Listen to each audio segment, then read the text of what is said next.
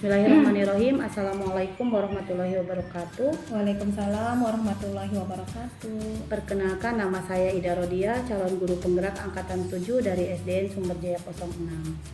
Kali ini saya akan melakukan wawancara praobservasi bersama Ibu Sri Mustika Ningsi dari SDN Sumberjaya 06 juga. Beliau mengajar kelas 2. Bagaimana Ibu kabarnya hari ini? Alhamdulillah baik, sehat. Ya Ibu, mohon maaf ya Bu mengganggu aktivitasnya. Iya.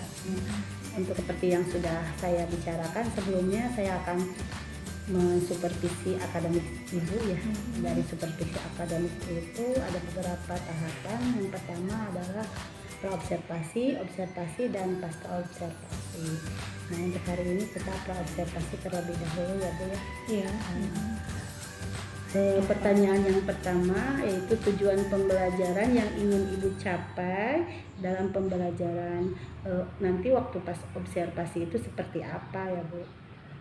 Untuk tujuan pembelajaran, saya mengharapkan siswa itu dapat mengidentifikasi sikap hidup rukun dengan mematuhi aturan yang ada di rumah.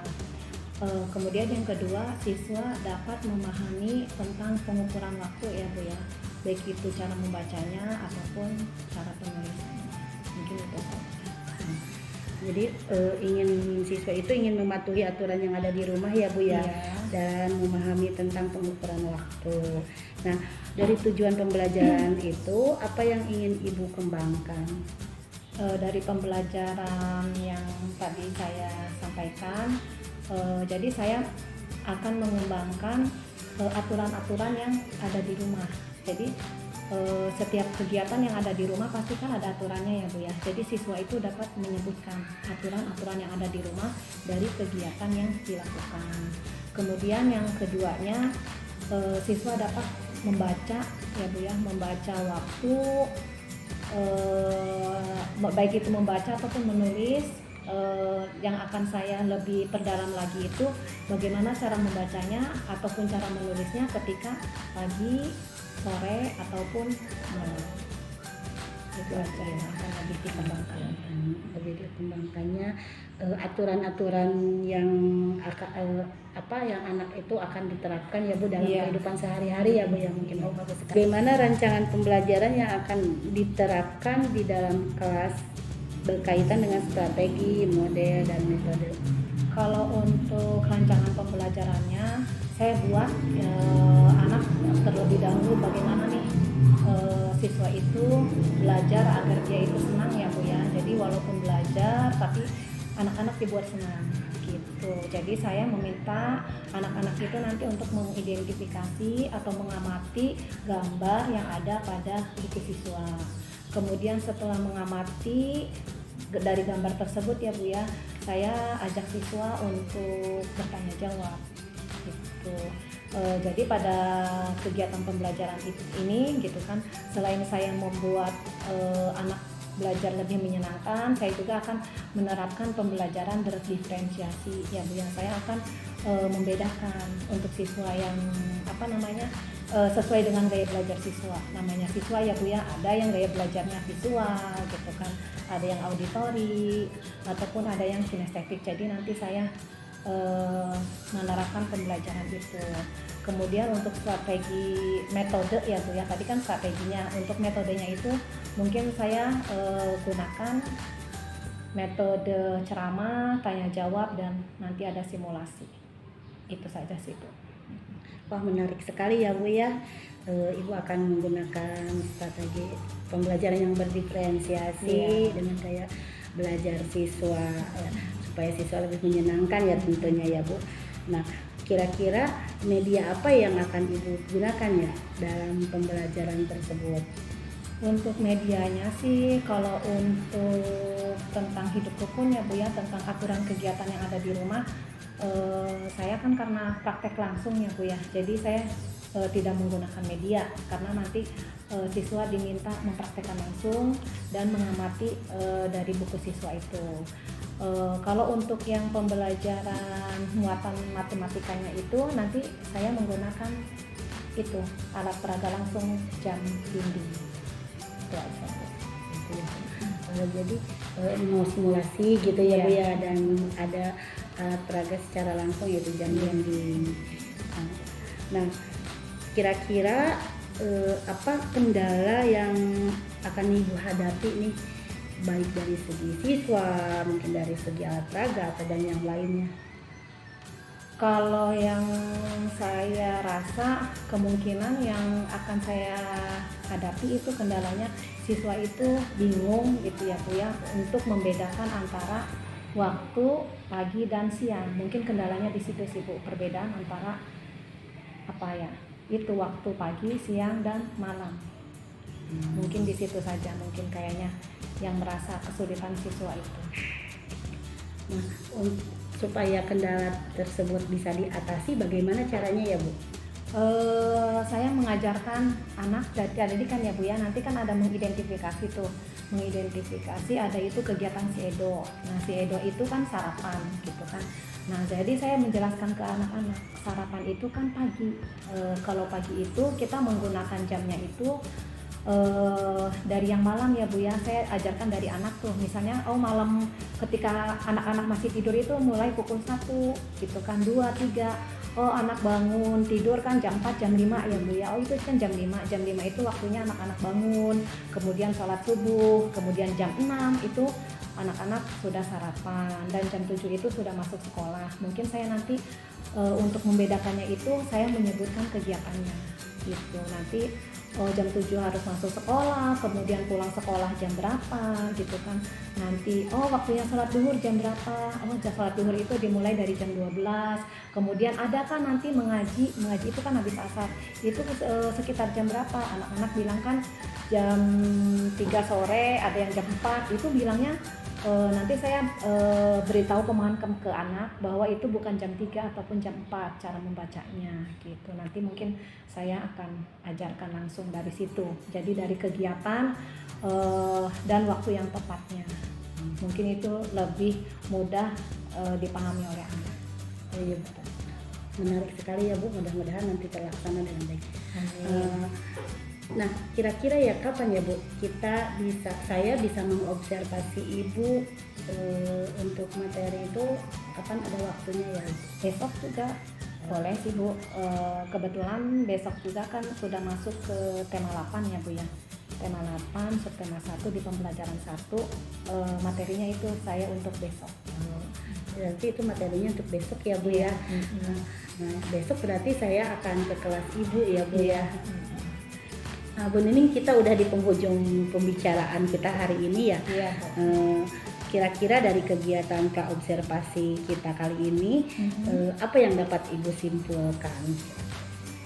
Kalau menurut saya dari hasil wawancara kita kali ini ya Bu ya, yang dapat saya simpulkan itu sebagai seorang pendidik ya Bu ya, sebelum menerapkan pembelajaran besok gitu kan, kita harus menyiapkan dulu modal-modal kita, baik itu sumber belajarnya ataupun strategi atau metode yang akan diterapkan. Kemudian kita juga harus memahami ya Bu ya, gaya belajar siswa masing-masing. Mungkin itu sih Bu. Jadi kita harus benar-benar mengajar itu tidak hanya mengajar saja gitu. Kita harus menyiapkan hal-hal yang dibutuhkan pada saat pembelajaran.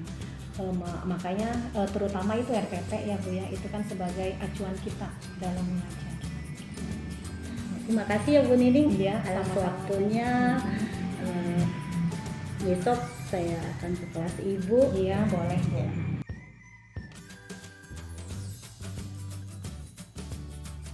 Waalaikumsalam warahmatullahi wabarakatuh. Bagaimana kabar hari ini? Baik. Alhamdulillah. Luar biasa. Allahu Akbar. Dipimpin doa terlebih dahulu. Hari ini yang tiket berapa ya? Dapat coba siapa yang maju ke depan?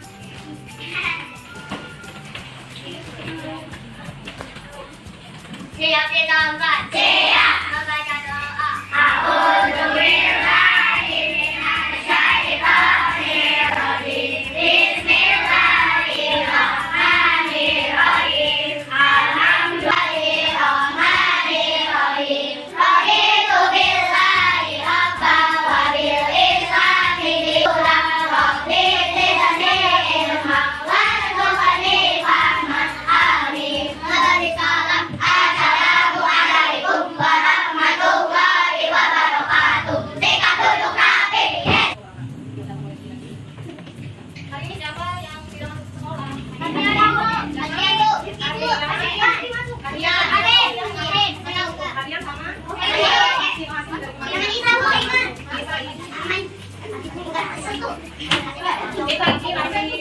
dan keluarga. Kita doakan teman kita yang hari ini tidak masuk, mudah-mudahan ya. Baiklah anak-anak, hari ini kita akan belajar materi tema 8 ya. Sebelumnya kita sudah belajar mengenai tema 7. Tema 7 itu di waktu liburan tentang apa? Siapa yang masih ingat? Tema 7 tentang kebersamaan. Di tema 8 itu kita akan belajar mengenai keselamatan di rumah dan di perjalanan. Adapun pembelajaran hari ini kita akan belajar mengenai aturan-aturan yang ada di rumah ya. Dan juga kita akan belajar mengenai pengukuran waktu. Ya, kita tahu waktu itu, ada yang tahu? Kita tahu waktu itu bisa melihat apa ya? Bisa melihat jam ya. Kayak kamu nih sekarang pergi ke sekolah ya. Jam berapa kamu masuk sekolah? Jam ya.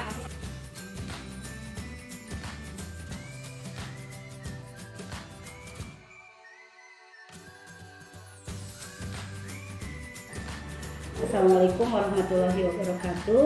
Waalaikumsalam warahmatullahi wabarakatuh. Hari ini kita akan melakukan obrolan bersama Bu Sri Musti untuk melanjutkan sesi yang kemarin, pra-observasi, observasi, dan sekarang kita akan melaksanakan pasca observasi. Bu Nining, ada waktunya? Insya Allah. Mohon maaf ya mengganggu. Dari obrolan kita nanti, apa yang Ibu harapkan? Yang saya harapkan, terutama kemarin ya pada saat observasi di kelas gitu kan, Bu Ida kan mengamati saya.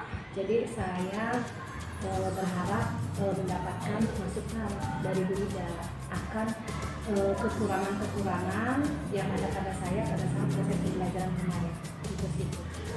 Jadi Ibu ingin mendapatkan masukan ya atas pembelajaran yang kemarin.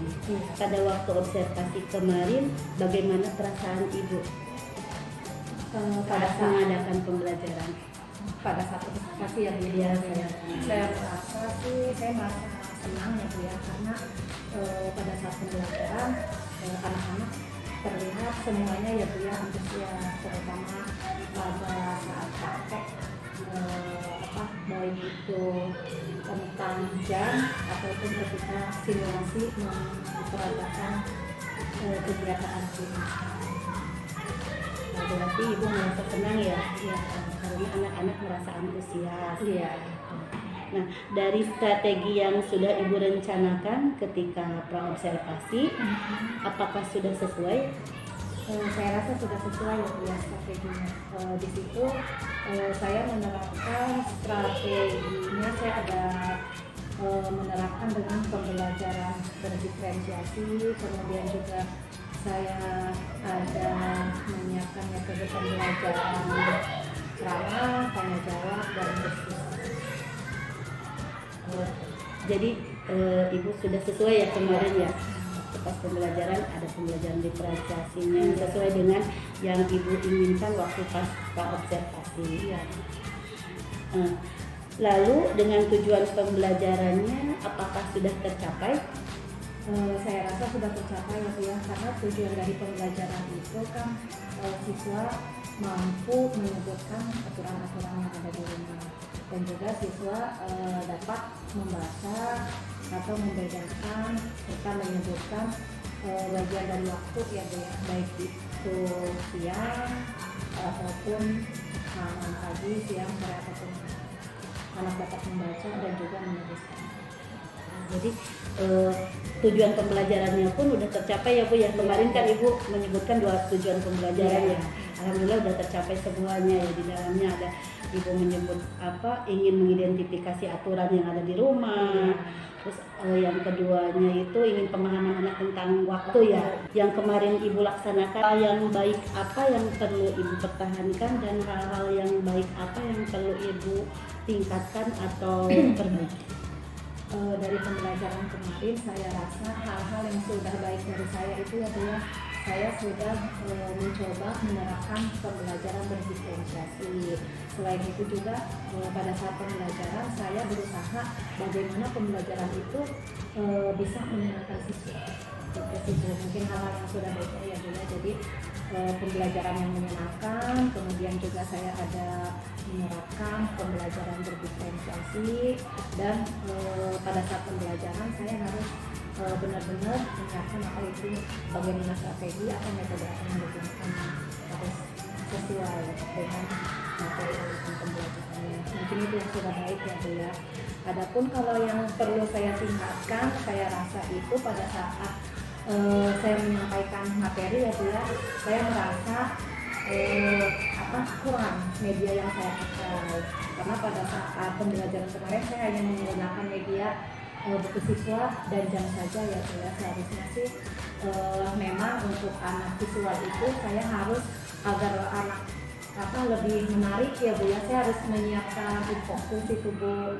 Cuman kemarin itu saya tidak menggunakan karena kebetulan infokusnya satu dipakai ada guru kelas 6 ya Bu ya, dan yang tiganya itu masih perbaikan sih Bu. Makanya saya hanya menggunakan buku siswa saja. Jadi saya merasa untuk media yang saya gunakan itu masih kurang.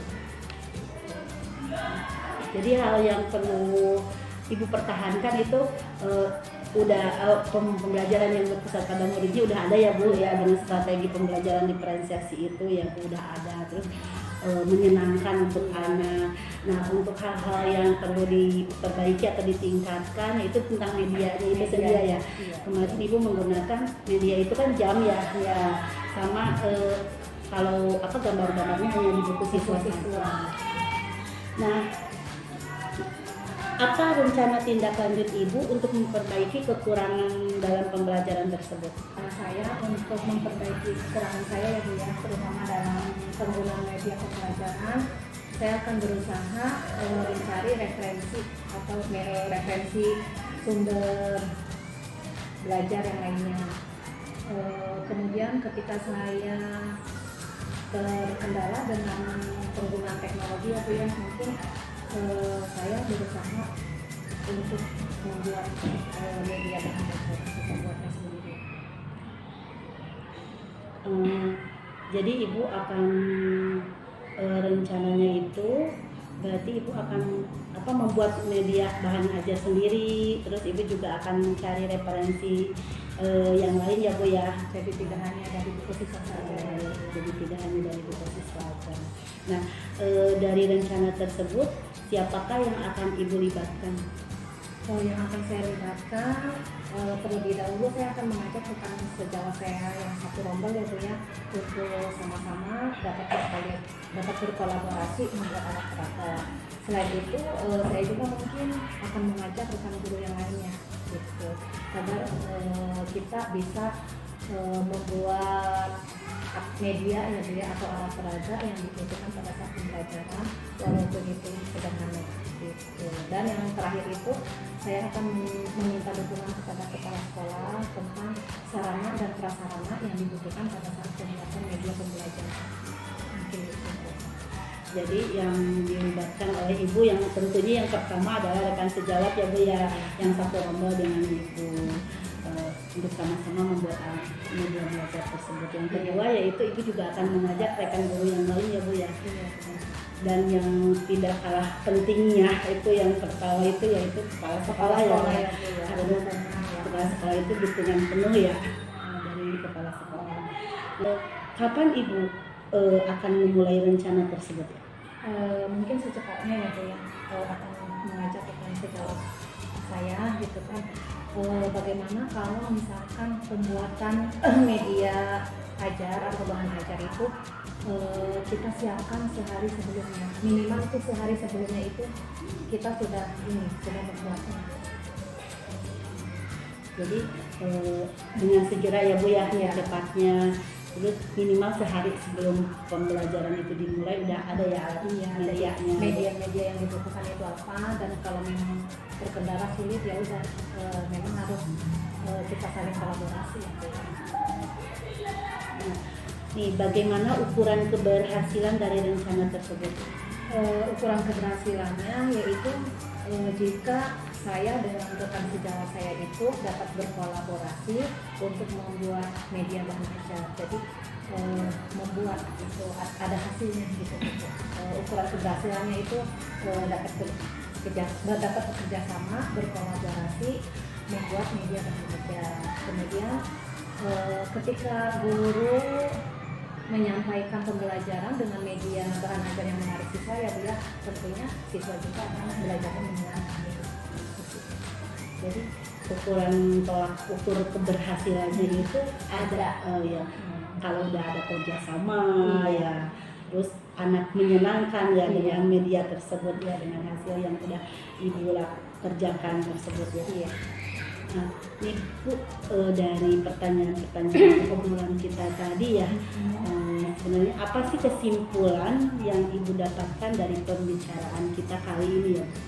Kesimpulan dari obrolan kita, kalau saya rasa sih jadi kalau saya rasa banyak sekali ya Bu yang manfaatnya. Jadi saya lebih tahu lagi ya Bu ya, terutama dari yang awal ya Bu ya, dari yang dari observasi gitu kan. Jadi saya lebih tahu bahwa dalam melaksanakan pembelajaran itu guru itu tidak hanya mengajar saja gitu. Jadi guru itu memang harus benar-benar mempersiapkan segala sesuatunya, tidak hanya RPP saja ya Bu ya. Media, bahan ajar, strategi ataupun metode pembelajaran itu memang benar-benar harus disiapkan. Terus bagaimana caranya membuat pembelajaran menyenangkan, terus bagaimana caranya menerapkan pembelajaran berdiferensiasi di kelas, mungkin itu saja sih ya Bu ya. Terus yang dapat saya simpulkan juga ketika saya mengalami hambatan atau kendala tentang media pembelajaran ya Bu ya, bagaimana caranya menyediakan media tersebut, yaitu ya tadi ya Bu yang sudah saya sampaikan ya, mau tidak mau saya harus mengajak gitu, mengajak rekan sejawat sama-sama berkolaborasi untuk menyiapkan itu media. Mungkin itu. Jadi ya Bu ya, udah ada kesimpulannya. Tadi kan Ibu memang kesulitannya atau apa yang perlu ditingkatkan atau yang perlu ditingkatkannya itu kan tadi tentang medianya itu ya, media pembelajarannya, apa untuk supaya anak itu lebih menyenangkan, bisa mengcover semua anak ya Bu ya, bisa anak pembelajarannya yang visual tadi kata Ibu ya, yang visual bisa dia tercover keinginannya gitu ya. Kalau yang auditori mungkin dari penjelasan Ibu ya, sendiri. Kalau psikomotorik ini kemarin ada ya Bu ya tentang simulasinya itu ya, praktek langsung ya ada ya. Nah, tadi Ibu menginginkan medianya ya, perbaikannya media. Alhamdulillah ternyata Ibu sudah mendapatkan solusi ya. Yang pertama tadi kan solusinya itu Ibu akan mengajak rekan sejawat ya Bu ya untuk membuat media bahan ajar sendiri ya. Terus yang sederhana, yang keduanya mencari referensi dari yang lainnya, tidak hanya buku siswa saja. Alhamdulillah Bu Nining ya, terima kasih banyak. Ini saya udah melakukan supervisi akademik ya ke Ibu dengan tahapan-tahapan yang praobservasi. Kemudian juga saya sudah mengobservasi dan sekarang pasca observasi. Mudah-mudahan ada manfaatnya ya Bu ya. Sangat bermanfaat ya untuk kita. Terima kasih banyak atas waktunya ya Bu ya. Sama-sama, makasih juga Bu. Makasih Bu. Assalamualaikum. Saya pamit ya Bu. Iya. Terima kasih Bu.